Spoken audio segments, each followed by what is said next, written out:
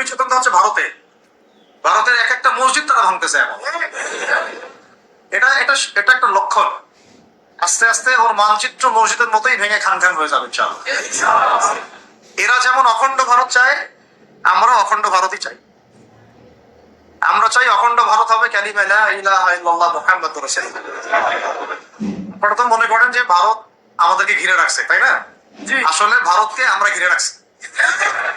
এই দিক থেকে আমরা, এই দিক থেকে চায়না, এখান থেকে নেপাল, এখান থেকে ভুটান, এখান থেকে মায়ানমার, এখান থেকে পাকিস্তান, আর তার চেয়ে বাপ আছে আফগানিস্তান।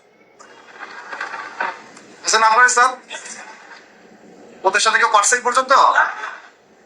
আর আমরা যদি ইনশাআল্লাহু আজ্জা ওয়া জাল যদি আমরা এটাকে মদিনা রাষ্ট্র বানাতে পারি, এই বাংলাদেশকে যদি আমরা একটা মদিনা রাষ্ট্র বানাতে পারি, ইনশাআল্লাহ কালকে গাজওয়াতুল হিন্দ হবে।